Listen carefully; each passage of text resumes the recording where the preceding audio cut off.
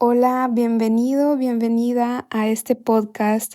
En el nombre de Jesús nos tomamos una breve pausa, pero estamos de regreso con este episodio número 9 que se llama Jesús no es religión, es muy buenas noticias. Y hago énfasis en el muy buenas noticias porque en verdad cuando uno abre los ojos al Evangelio y todo lo que revela y todos los misterios que vienen de la mano con el Evangelio, sin el lente de la religión, en verdad podemos ver que Jesús es lo mejor que le ha ocurrido a la humanidad completa.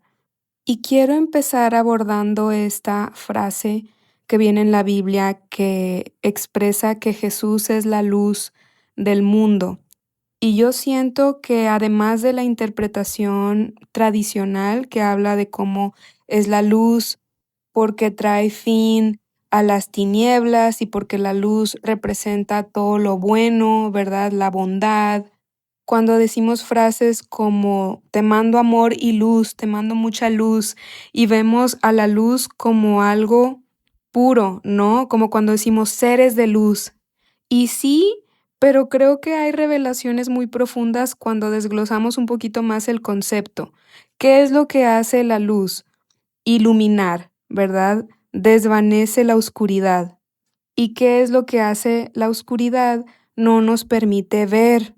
En la oscuridad no podemos ver bien. ¿Por qué? Porque todo está oscuro. Entonces no tenemos claridad. Bueno, si Jesús es la luz del mundo, que termina con las tinieblas, termina con esa oscuridad que nos ha tenido a ciegas, entonces nos invita a ver el Evangelio y la vida a través de este lente de, entonces, ¿qué es lo que Jesús ilumina? Si Él es la luz del mundo, ¿qué es lo que Él ilumina?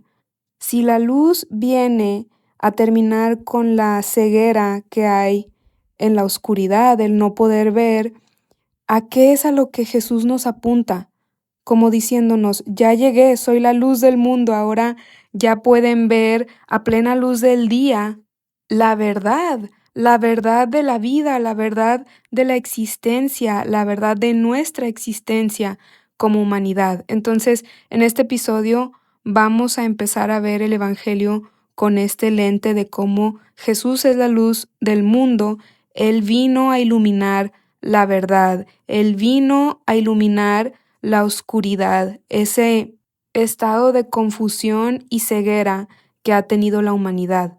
Entonces, la luz ilumina la oscuridad, la luz termina con la oscuridad, la luz revela lo que siempre ha estado ahí. Se prende la luz, abrimos los ojos. Ahora sí podemos ver con nitidez, con precisión. Entonces, me atrevo a decir que Jesús es el antes y después de los tiempos, antes de Cristo, después de Cristo, por esta razón, porque Él es la luz del mundo. Él trae contexto a los tiempos, Él trae contexto a la realidad misma, Él revela el propósito de la vida. Él es como ese foco que se prende a iluminar la intención detrás de la creación en primer lugar, a diferencia de, por ejemplo, un ateo que no cree en Dios, que cree que todo es resultado del azar, poco significado le encuentra a la vida, el ateo quizás porque piensa que todo es resultado del azar. Se dan cuenta de cómo nuestra percepción de Dios está directamente ligada a nuestra percepción de la vida. Hablábamos de esto en los primeros 2 episodios, cómo se va refinando nuestra percepción de la vida y nuestra percepción de nosotros mismos también conforme se va refinando nuestra percepción de Dios. ¿Qué es Dios? ¿Quién es Dios?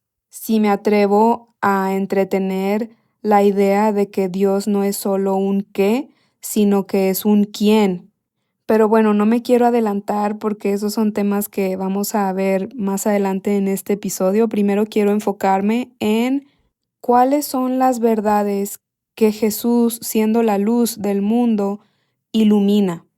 Para mí, una de las primeras, quizás la más evidente, pero al mismo tiempo la más retadora, o sea, la que más nos va a retar en nuestra percepción, tanto de Dios como de nosotros mismos, es cómo declara Jesús que Él vino siendo 100% Dios y 100% humano. Es retador para muchos de nosotros porque de entrada si somos ateos se nos va a hacer una locura, pero si creemos en Dios más como cierta fuerza abstracta, como el amor, como una fuerza abstracta nada más, como una fuerza ahí en el fondo del universo, nos va a probablemente causar shock esta afirmación, como que Jesús es 100% Dios y 100% ser humano. Y aquí viene la primera verdad gloriosa que revela el Evangelio, porque para mí esta afirmación de saber, ok, Dios no es nada más una fuerza abstracta en el fondo del universo, Dios es 100% humano. ¡Wow! ¿Qué dice eso de la humanidad misma? Yo veo a Jesús cuando vino en carne y hueso, quizás con sus discípulos, casi como diciéndoles, a ver, ahora que estoy aquí, enfrente de ti, y te estoy diciendo, yo soy el Logos, yo soy el Verbo encarnado, yo soy el gran yo soy. Ahora sí me crees, ser humano, que te creé en mi imagen y semejanza, porque te lo dije desde el Génesis. Lo declaré y es verdad. Fuiste creado en mi imagen y semejanza, pero no me crees. ¿Por qué? Porque como Adán y Eva sigues tomando del árbol del conocimiento del bien y del mal y sigues calificando tu misma existencia como mala. ¿Qué es lo que hace el ego? Porque el ego se construye con base en la creencia inconsciente de no eres suficiente, por ende déjame te hago suficiente, con esta identidad falsa que nos vamos a crear. No eres lo suficientemente bueno, eso es lo que nos susurra en el oído el ego.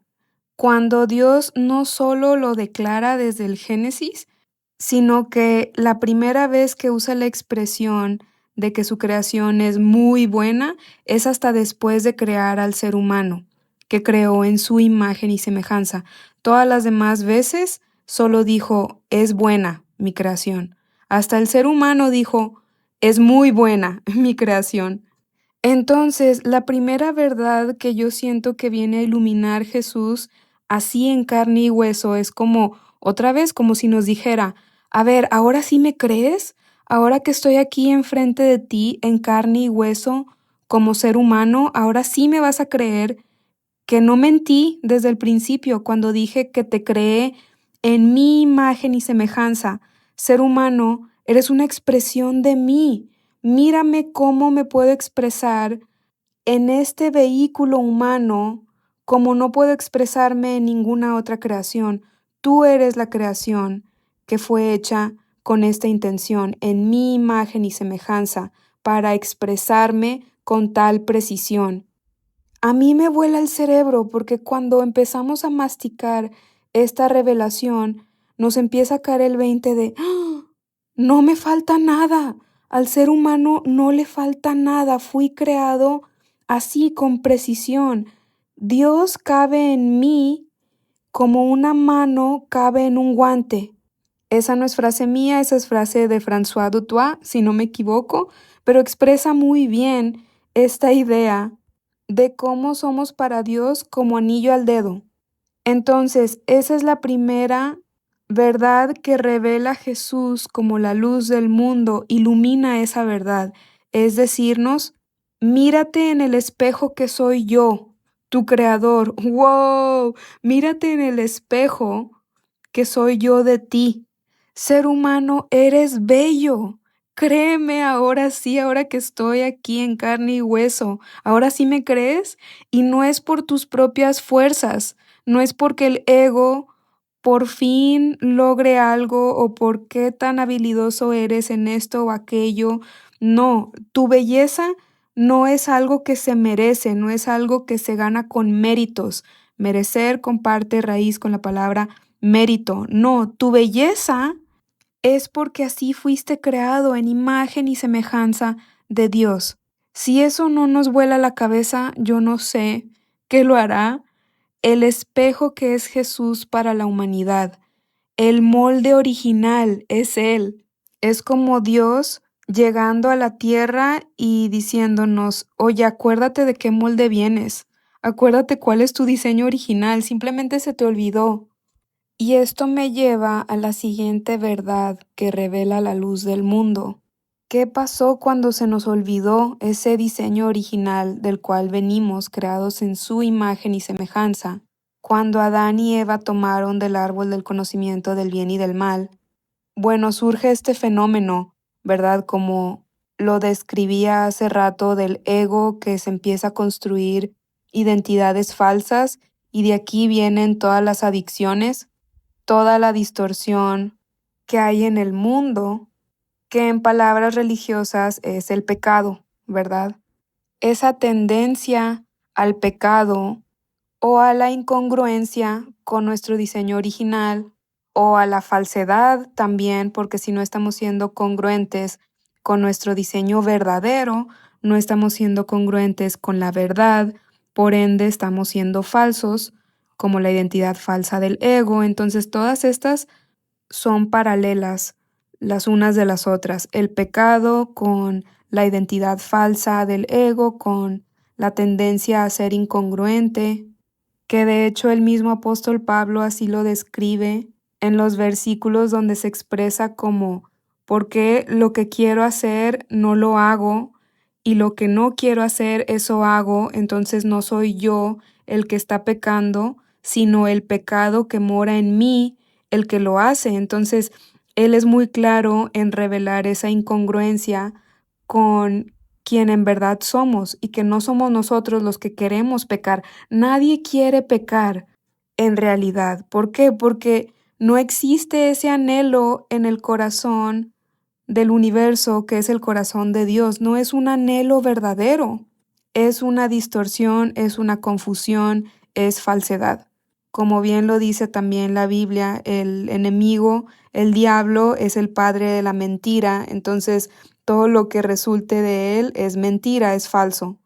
Bueno, en este tema del pecado o esta tendencia a la incongruencia que había en la humanidad, y digo así, en tiempo pasado, había en la humanidad. ¿Por qué?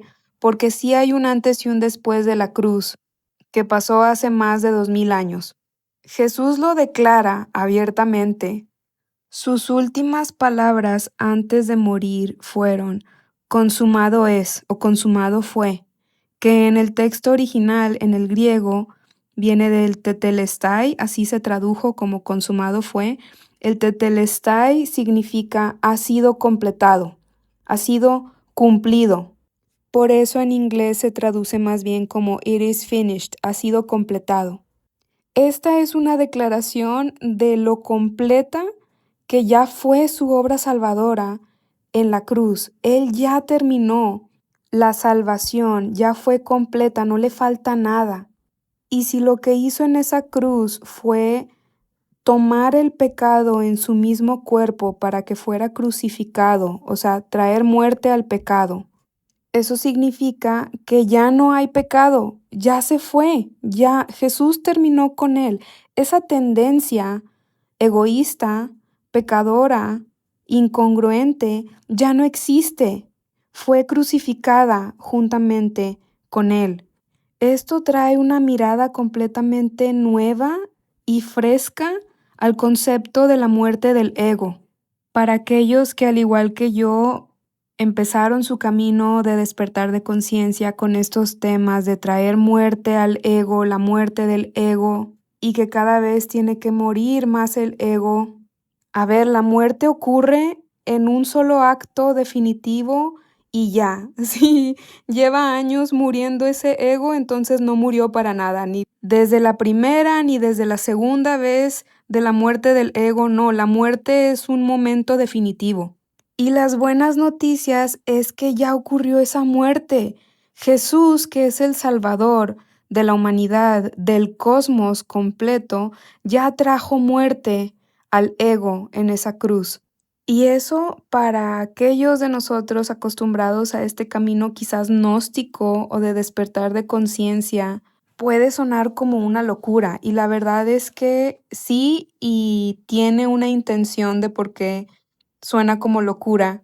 Sí hay un acto de rendición del intelecto que quiere entenderlo todo por su obsesión a controlarlo todo, en confiar en Dios y en decir, ok, creo en que tú ya me salvaste, creo en que en verdad puedo confiar en ti 100% y no en mi propio intelecto, no en mi propia habilidad para averiguar cómo salvarme a mí mismo o a mí misma.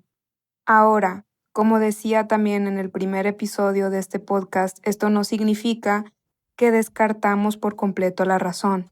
No, simplemente la instruimos en las formas de la fe y vamos a encontrar que en Cristo hay una lógica superior a la lógica caída del ser humano que toma del árbol del conocimiento del bien y del mal.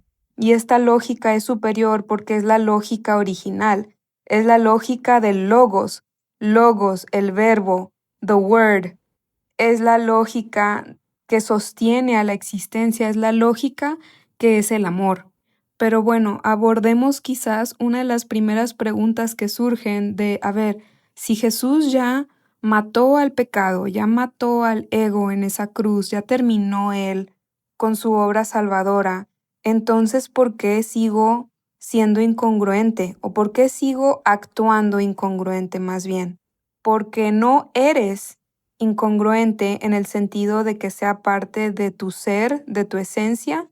No eres ontológicamente incongruente, simplemente te comportas o nos comportamos incongruentes aún la humanidad, incluso después de la cruz. ¿Por qué? Aquí entra esta palabra que se ha traducido como arrepentimiento en la Biblia, pero que viene del griego metanoia. Metanoia, cuando lo desglosas en su etimología, más bien significa una transformación de la mente o incluso ir más allá de la mente. Entonces, ¿qué pasa si ya no soy pecador, si el pecado ya fue eliminado, si el ego ya fue co-crucificado con Cristo? ¿Por qué todavía me comporto incongruente? Porque mi mente todavía está siendo renovada, todavía está siendo transformada para creer la verdad.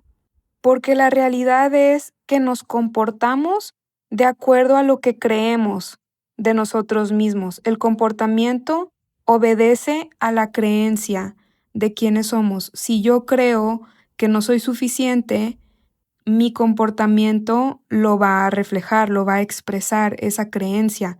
¿Es verdad que no soy suficiente? No, no es verdad. ¿Por qué? Porque Dios dice que fui creada en su imagen y semejanza. Pero si yo creo que no soy suficiente, mi comportamiento así va a ser. Mi comportamiento va a moverse de acuerdo a esas creencias limitantes. Lo hemos visto en la psicología, ¿verdad? Esto ya se conoce. El comportamiento obedece a la creencia, incluyendo las creencias subconscientes que tenemos. Entonces, eso es lo que estamos viviendo ahora, esta renovación de nuestra mente, esta transformación de la mente para que crea por fin la verdad. Pero la verdad es verdad incluso antes de que crean en ella, porque si no, no sería verdad. Si la verdad fuera dependiente de que nosotros creamos en ella para ahora sí ser verdad, entonces no sería verdad. Así es como se comporta la mentira. Una mentira sí depende de que nosotros la creamos para seguir siendo eficiente, para seguir teniendo poder. Entonces, la verdad objetiva que revela Cristo Jesús es que fuimos creados en su imagen y semejanza, es que Él ya crucificó al pecado y a toda la incongruencia del mundo y que ya consumado fue, Él ya lo completó. La verdad es verdad incluso antes de creerla. Simplemente estamos abriendo los ojos, estamos renovando nuestra mente y el Espíritu Santo es el que nos está revelando cada vez más esta verdad para que ahora sí nuestro comportamiento obedece nuestra creencia. Nuestro comportamiento empieza a brotar como fruto del Espíritu. Estamos entrando en acuerdo con lo que Dios ya sabía desde antes de la fundación del mundo sobre nosotros, los seres humanos. Ahora, este es solo un componente del Evangelio. La verdad es que en un solo episodio de un podcast no podremos explorar todos los misterios que revela el Evangelio, pero quizás esos son dos de los más fundamentales. De cómo Jesús no es religión, es muy buenas noticias, porque la religión hace lo contrario. La religión no opera creyendo verdaderamente que Jesús ya completó la salvación, sino que nos empieza a dar paso a paso y métodos para ahora sí eliminar el pecado en nosotros, pero Jesús fue muy claro, ya, terminó con el pecado en la cruz. Pero entonces les decía, el Evangelio es una maravilla, es el genio de Dios en exhibición. Así como hay maravillas del mundo, bueno, esta es la maravilla fuera de este mundo, es la maravilla que sostiene al mundo. Entonces, los invito a explorar el Evangelio más a fondo. Lo siguiente tiene más que ver con cómo uno de los componentes que precisamente añaden a esta magia del Evangelio es que es una poesía viva. Poco a poco Dios, siendo amor y a través de su obra salvadora, siendo la expresión más completa y más precisa de lo que el amor hace, nos empieza a sacar de nuestros intentos desesperados por sobrevivir, que vienen de la mente controladora, ¿verdad? Y para esto quiero volver al episodio anterior donde hablábamos sobre cómo esta no es una realidad moral, es una realidad amorosa. En el episodio 8 ya exploramos sobre cómo lo que es verdaderamente bueno, entre comillas, nace del amor, de la inspiración, no nace de seguir reglas y obligaciones, porque la misma palabra obligación significa que nos sentimos obligados, o sea que en realidad no queríamos hacer eso que es bueno. Lo verdaderamente bueno nace del amor. ¿Qué pasa? Que solo, como la frase en inglés, only loved people love people. Solo las personas que se sienten verdaderamente amadas saben cómo amar. Y lo contrario también es verdad. Hurt people en inglés. Las personas que han sido heridas van a herir a los demás. Y la imagen que se me viene a la mente con esta expresión es, seguramente han visto videos así en internet donde aparecen perritos que han sido tan maltratados que cuando alguien se quiere acercar a cuidarlos y a sanarlos, los perritos más bien reaccionan a la defensiva, o sea, lanzan mordidas, les ladran, muestran los colmillos, y para mí esa es la descripción gráfica de esa expresión, que la gente herida hiere a los demás, la gente que ha sido lastimada lastima a los demás. Entonces, si solo la gente que se siente amada, que se ha sabido amada verdaderamente, sabe cómo amar al prójimo, por ende sabe hacer cosas verdaderamente buenas, porque lo verdaderamente bueno solo nace del amor, no de la obligación. Entonces, ¿cómo resolvemos toda esta problemática de que la humanidad ha sido lastimada, de que cada uno de nosotros ha tenido heridas, así como lo dice la psicología, que si los traumas generacionales, las heridas que nos hacen tener los mecanismos de defensa inconscientes que tenemos? La humanidad está sedienta de amor, está desesperadamente buscando ese amor, pero en otras cosas, en adicciones, en cosas que no van a llenar ese espacio que le corresponde solo al amor llenar. ¿Y quién es amor? Dios es amor. Entonces ese espacio le corresponde solo a Dios llenarlo. Sin embargo, ¿cómo puedo recibir de alguien en quien no confío? No me voy a abrir a recibir sin confiar primero. Así como esa visual del perrito que viene una persona y le quiere ayudar, pero el perrito desconfía, entonces no recibe la ayuda al principio. Así somos nosotros también. No vamos a recibir abiertamente de personas en las que no confiamos, incluyendo a Dios. Entonces, antes de recibir este amor directamente de la fuente misma, que es Dios, viene un camino de despertar la confianza para que yo me abra a recibir. Este camino es prácticamente el camino de la fe, porque sí hay un paralelo, una correlación entre la fe y la confianza. Si yo tengo fe en Dios, confío en Él. Pero ¿cómo puedo confiar o tener fe en alguien a quien no conozco? No puedo, no se puede forzar la confianza. El primer paso es conocerle. Y puedo empezar a conocer a Dios a través de su misma creación, claro, porque el Creador se expresa en su misma creación y creo que así empezó mi camino. Personalmente empecé con este camino gnóstico, entendiendo cosas sobre la creación, con cómo hay estas energías masculinas y estas energías femeninas, cómo hay tanta belleza en este orden de la creación y las polaridades, cómo conviven las unas con las otras, cómo se complementan. Los 4 elementos, por ejemplo, el agua, el fuego, la tierra, el aire. Hay mucha belleza en la creación de Dios. Sin embargo, llega un punto en este camino de conocer a Dios donde todo lo demás se va a quedar corto, porque solo Jesús, siendo el Verbo encarnado, el Logos mismo, es quien expresa el amor con completa precisión. Y mi manera de explicar esto es traer atención a cómo hay palabras que expresan mejor ciertos significados que otras palabras. Por ejemplo, una vez tuve una conversación con un amigo que me hablaba sobre cómo el juzgar no es algo que Dios hace, porque Dios es amor y el amor no juzga, el amor es incondicional. Y yo le decía que entiendo a qué se refiere, o sea, el hecho de que el amor sea incondicional significa que está en todas partes, porque precisamente es incondicional, entonces lo cubre todo, absolutamente. Sin embargo, que al mismo tiempo el amor, como es verdad, la verdad sí discierne. Entonces quizás la palabra no era juzgar a como él la tenía en su mente, pero la palabra discernir le hizo más sentido.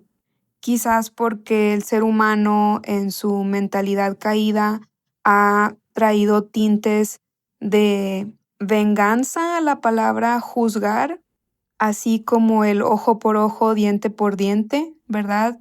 Traer juicio, justicia, juzgar, pero eso es muy diferente a lo que Jesús enseña. Él dice, no, aquí no va, yo no me manejo así, no me manejo con el ojo por ojo, diente por diente.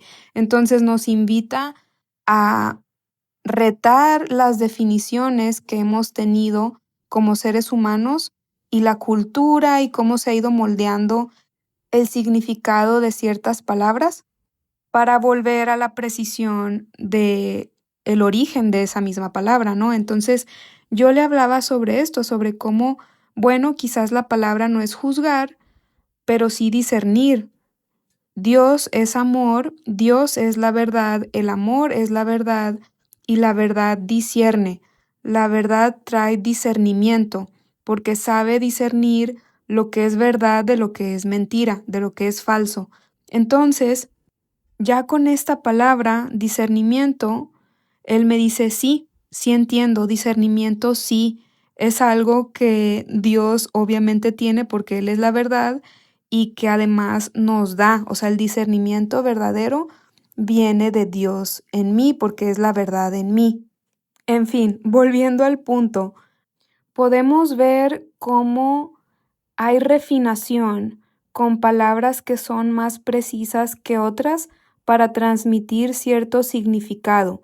En este caso, la palabra juzgar a mi amigo le traía cierta connotación como de enojo, violencia incluso, prejuicio quizás también, a diferencia de la palabra discernimiento, que también implica decir que no a ciertas cosas, así como el juzgar es decir que no a ciertas cosas, pero quizás sin la carga emocional que ha tenido la palabra juzgar o juicio en la humanidad, en la historia.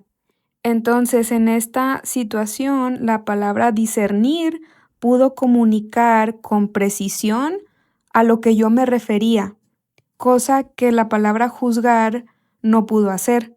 Y probablemente a ti también te haya pasado cuando quieres expresar algo y dices, es que hay una palabra para esto, pero ahorita no la recuerdo. Y te empiezas a acercar quizás con otras palabras que se asemejan, pero tú mismo dices, es que no, esa no es la palabra que estoy buscando. ¿Por qué la buscas así esa palabra? Porque quieres comunicar algo con precisión. Bueno, ahora imagínate la misión o la tarea magistral que tiene la palabra, el logos, el verbo encarnado, con comunicar con precisión a Dios mismo, que Dios es amor, ¿verdad? Entonces, sí hay una palabra que lo expresa con precisión, que transmite a Dios que Dios es el todo. Entonces, imagínate encontrar una palabra que expresa con precisión el significado mismo de la vida. Sí la hay, y esa palabra es the word, el logos, el verbo, Jesús mismo, el verbo encarnado, Cristo, el logos. Entonces, por eso llega un punto en nuestro conocimiento de Dios donde todo lo demás se queda corto. Es solo Él el que transmite con precisión el significado de la vida. Por eso dice la Biblia, aquel que ha visto al Hijo, ha visto también al Padre. Jesús es el que revela esa calidad de amor con precisión.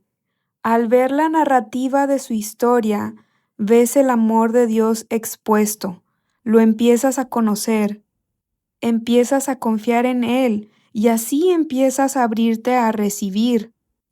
Y sí, vas a empezar a sentir ese amor, porque ya estás confiando, porque estás viendo a la persona que es amor expuesta, de brazos abiertos, desnudo en una cruz, dispuesto a entregarse a sí mismo. Eso es lo que hace el amor, es lo que nos está comunicando. Que esa es otra característica del Evangelio. Yo hace años, antes de creer en Jesús, veía la cruz y decía, es que qué trágico, o sea, ¿por qué la gente cree en eso? ¿Por qué la gente cree que Dios necesitaba un sacrificio así para perdonarnos? Pero ahí mismo estoy revelando que ni siquiera entendía el Evangelio porque no es con esas palabras. Esas palabras son las que usa la religión. Pero lo que sí revela ese escenario, el más trágico de la historia, es que incluso en nuestro peor momento, en el momento en el que la humanidad asesina a quien más la ama, asesina a su mismo creador, asesina al Dios, que además es todopoderoso, porque Él mismo dice, a mí nadie me quita la vida, yo mismo la entrego. Entonces no fue una víctima, fue el Dios todopoderoso dispuesto a entregarse en el escenario donde la humanidad está haciendo lo peor que podríamos imaginarnos, que es asesinar a quien más nos ama, a nuestro mismo creador, al que jamás pecó, y aún así, con todo eso, con lo peor que pudimos haber hecho, Él nos dice que nos ama. Él dice, Padre, perdónalos porque no saben lo que hacen. Esa es la carta de amor más sublime que existe. Ese es como Dios diciéndonos, no me importa lo que hagas, puedes hacer lo peor de lo peor, incluso asesinarme, y yo como quiera te voy a amar. Yo como quiera voy a elegir entregarme por ti, y yo voy a usar este acto que es en el que más me detestas porque me estás asesinando para redimirte, para salvarte. Voy a usar tu peor momento en la historia para que sea el más glorioso, para que sea tu momento de salvación, para que sea el momento que expone con toda plenitud y toda precisión lo que el amor hace, que es entregarse. que expone la calidad de amor que sostiene a la creación misma. ¡Wow! A mí me explota el cerebro con esto y me atrevo a decir, la vida es buena, el universo es un lugar bueno porque Jesús murió en la cruz, porque Él estuvo dispuesto a hacer eso. Eso expone la bondad, la naturaleza buena del universo.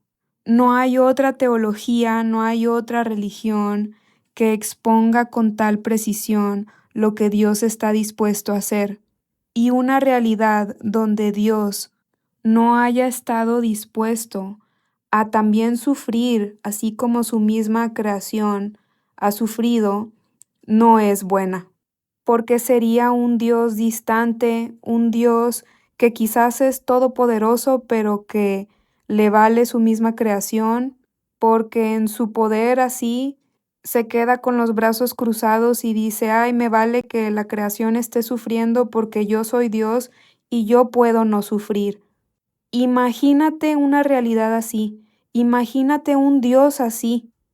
Qué miedo vivir en un universo, en una realidad donde Dios fuera así, distante, donde no le importa el sufrimiento de su misma creación, donde es ajeno a nuestro sufrimiento.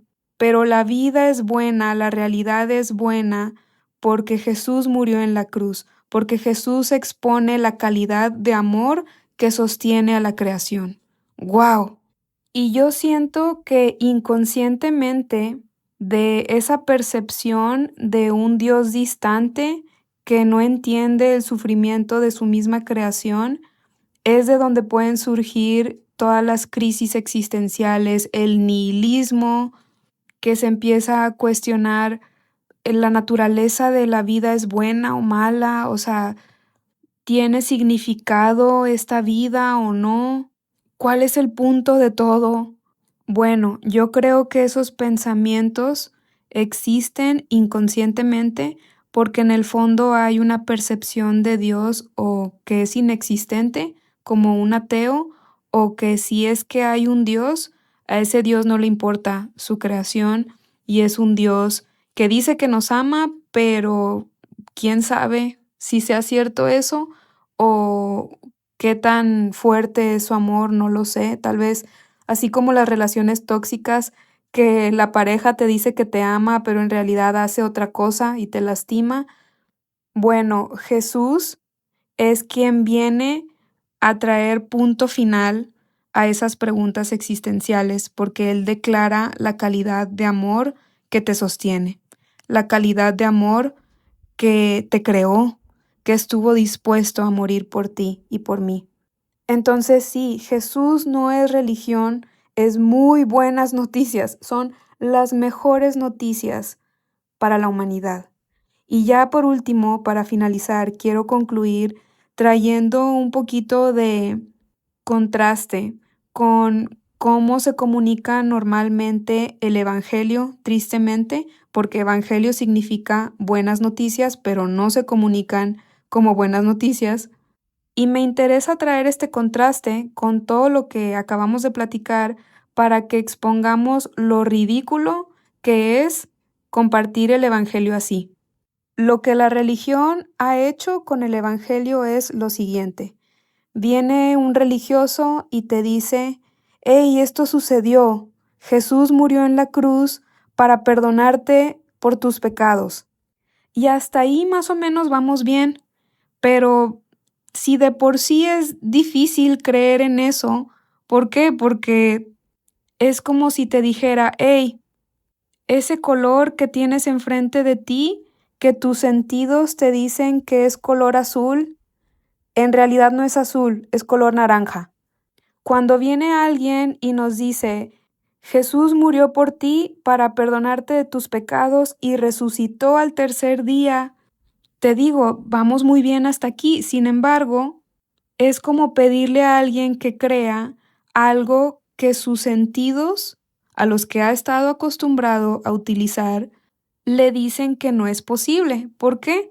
Porque en la historia yo no sé cuántas personas mueren y resucitan, entonces estamos acostumbrados a orientarnos por la ciencia, por los 5 sentidos que Dios nos dio. Por eso uso este ejemplo de si vengo y te digo, ese color que tus sentidos te están diciendo que es azul, créeme, en realidad es naranja, no es azul.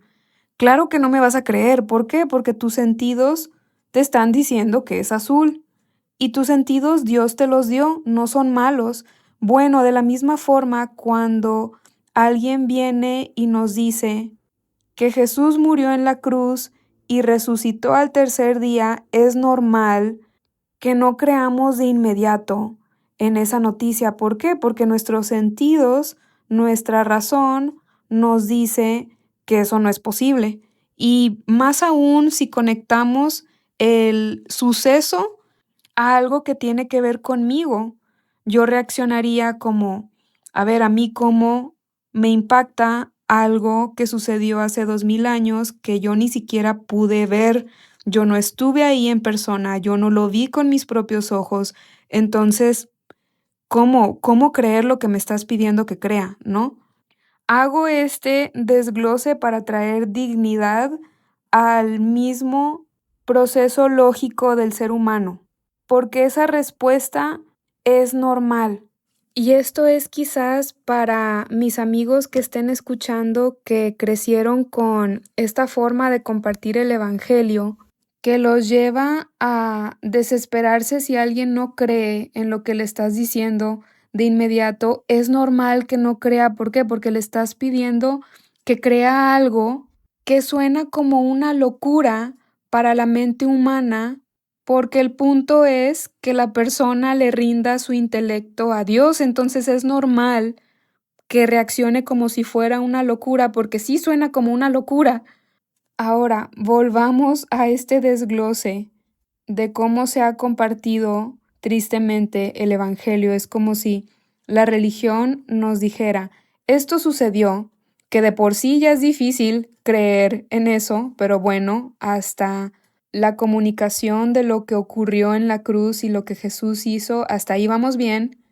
Pero si a eso le añades que la religión continúa con eso, con ese mensaje, no se queda nada más en compartir lo que son las buenas noticias y después lo hace condicional. Dice, esto sucedió, pero si no crees en esto, que de por sí ya suena como una locura, si no crees en esto, te vas a ir al infierno. Y empieza a usar tácticas imponiendo miedo, de si no quieres irte al infierno, entonces cree en Dios, cree en Jesús. A ver, si de por sí ya era difícil creer en eso que me acabas de comunicar, ahora que me estás amenazando, ahora menos creo, o sea, ya suena más sospechoso, ¿no? Entonces, esto es para traer contraste con todo lo demás que ya platicamos en este episodio y que por favor ya no se comunique así el evangelio porque ya suena a todo menos a evangelio, menos a buenas noticias. Y además, la creencia verdadera no se puede forzar. Otra vez volviendo al ejemplo de los colores, imagínate que le digo a alguien, este color es naranja, no es azul, no es lo que tus sentidos te están diciendo. Y si no me crees, algo muy malo te va a pasar. Esa persona quizás intenta creerme que el color es naranja y no es azul cuando sus sentidos le están diciendo claramente que ese color es azul y va a intentar creerme. Y tristemente hay personas que no tienen creencia verdadera, pero que solo por miedo pretenden creer en algo en lo que en verdad no creen. Eso es lo más triste, porque es como hacerle brainwash, lavarle el cerebro a alguien que claramente está viendo que el color es azul, pero como no quiero que me pase esto a lo que le tengo miedo, entonces está bien, te creo que es naranja.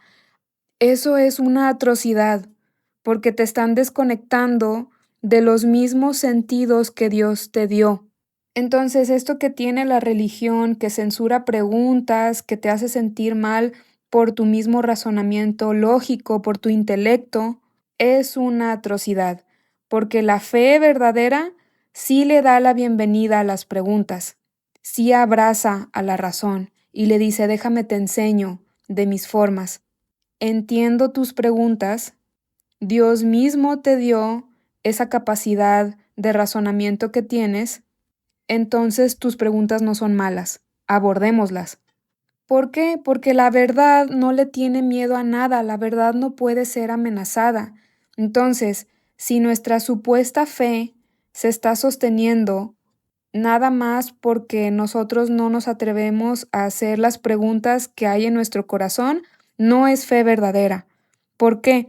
Porque siempre en el fondo está la verdad que no puede ser amenazada. La verdad es.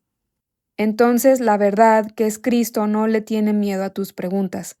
Y otro punto que quiero tocar, y esto también es comunicándome con mis amigos que han crecido en la religión, es que el punto del evangelio y de la creencia verdadera, porque otra vez, una creencia no se puede forzar. Entonces, ¿cómo brota?